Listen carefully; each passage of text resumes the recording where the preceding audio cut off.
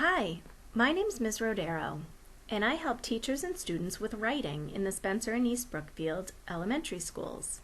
I'm here today to talk to you about opinion writing. In just a moment, we're going to take a look at some of the pages in this book. You Can Write a Terrific Opinion Piece by Jennifer Fandel. But before we look at our book, I wanted to share with you a special project that we're starting in the Spencer and East Brookfield Public Schools. We are going to be asking for your opinion, and what we'd like to hear your opinion about is whether you prefer to learn at home or at school. And we'd like you to include reasons why you prefer one or the other. So we're wondering, would you rather learn at home or at school? When you're thinking about your opinion, you might want to consider some things such as, what have you liked about learning at home? What have you liked about learning at school? Now you've done a little bit of both. What is it like when you learn at home? And what's it like when you learn at school? What do you miss about being in school? How is learning from home helping to keep us and our community safe? So now we're going to take a look at our book in hopes that it will help us to understand how we might write an opinion piece. This book is published by Capstone Press.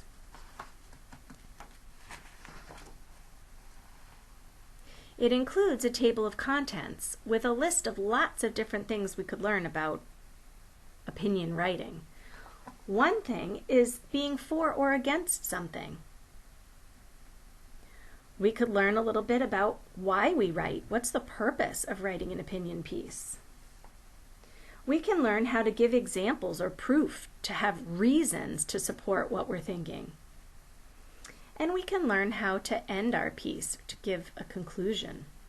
So those are just some of the things that we're going to be learning as we share this book.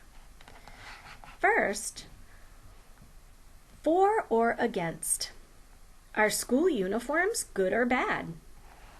And you can see in this picture, there's some kids going to school in uniforms. They're all dressed alike. Should you get paid for walking the dog? Does your town need a new park? There are two sides to every issue. You are either for something or against something. The side you take is your opinion. Everyone has opinions. There are no right or wrong opinions. You can see there's a word bank at the bottom. Issue, an idea or need that is talked about. So the issue we'd like to hear your opinion about is whether you prefer learning at home or learning at school. So the issue is where you like to learn. The opinion is the person's ideas or beliefs about something. So we'd like to know your thoughts and your ideas about which you would rather do.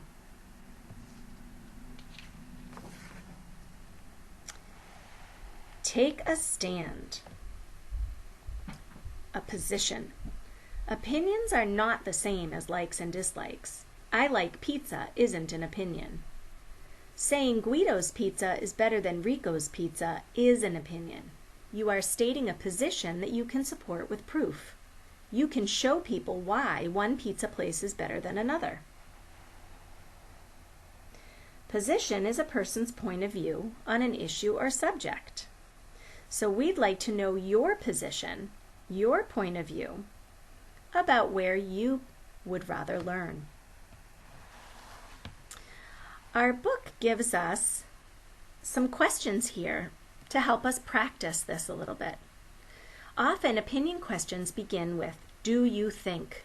And then you get to state your position. So for example, do you think fish make good pets? You might think they do. You might think they don't. And you could tell us about that. Do you think Superman could beat Batman? Do you think winter is better than summer? Do you think you need a new bike? Do you think you should go to school on Saturdays? Usually we don't go to school on Saturdays because it's part of the weekend, but maybe you think we should. Fast fact. Opinions are different from facts. Earth is round isn't an opinion, it's a fact. Facts do not have two sides. They are truths. So when you answered some of these questions, such as, do you think fish make good pets? You might think they do. Someone else might think they don't.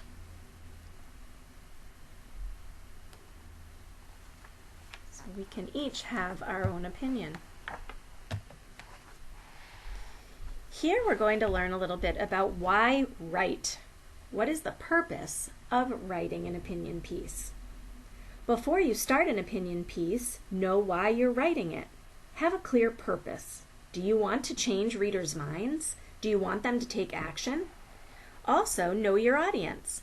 You talk to your teachers differently than you talk to your friends. Choose words that fit your audience. Your audience is the people to whom you're speaking. So here on this page, we see a boy and a rabbit. And over here, we can learn that he would like to get a pet rabbit.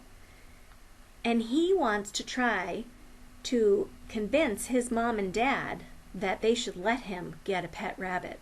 So his position is that mom and dad should let me get a pet rabbit. His purpose for writing is to show mom and dad that he can be a trusted pet owner. His audience will be his mom and dad. So he's going to think about what he could say to his mom and dad to help them be convinced that he should get a new pet rabbit. When you're thinking about whether you prefer to learn at home or at school, your audience is something you should think about. Maybe your audience will be your family. Maybe you'll share your opinion with some of your friends, or maybe your teacher. Your audience could even be Dr. Haughey at the Spencer East Brookfield Public Schools. He is really interested to hear which you prefer, learning from home or learning from school. Next, we're going to talk a little bit about the introduction, how we start our writing. An opinion piece starts with an introduction. An introduction explains the issue. It tells why the issue is important. State your position clearly. Start with words such as I think or I believe. So here we can see what the boy from the other page wrote when he started his opinion piece to his parents. He says, all of my friends have pets. I've always wanted a pet rabbit. I think I could take good care of a pet. So in his introduction, he told us what he's thinking, that he could take good care of a pet. And he also explains what kind of pet he's talking about, a pet rabbit. The introduction is the beginning of your opinion piece. So when you're thinking about the beginning of your piece about which you prefer, learning from home or learning from school, you're going to need to tell us which one you would rather do.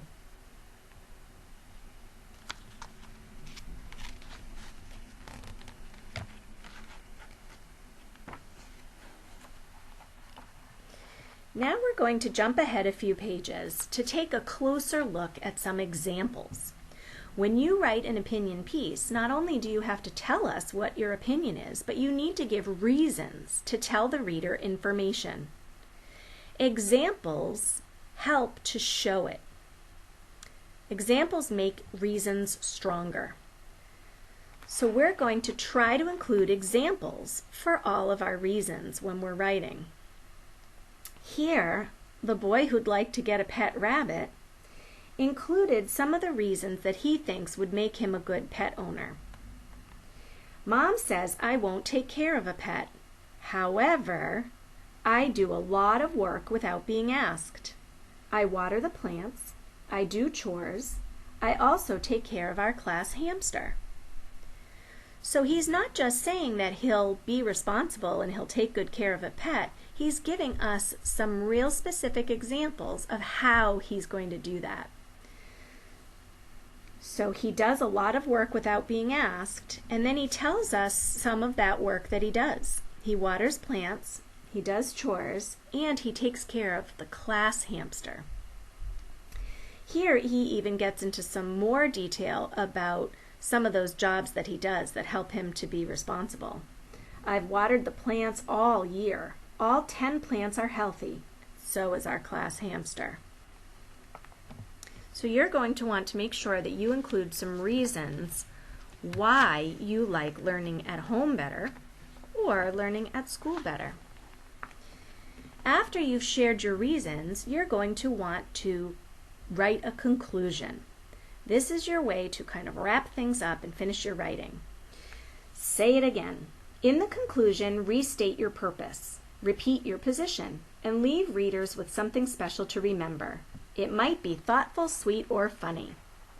Here we can see his conclusion. Mom and Dad, you should let me get a rabbit.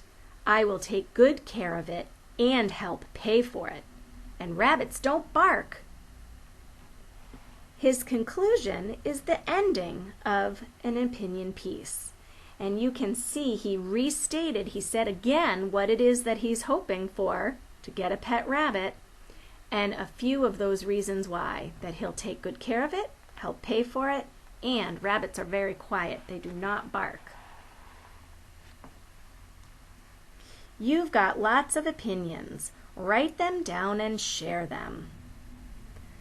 So we're hoping that you will share with us which you would rather do, learn from home or learn from school, and include lots of reasons so that we can understand your point of view, your opinion on which you prefer.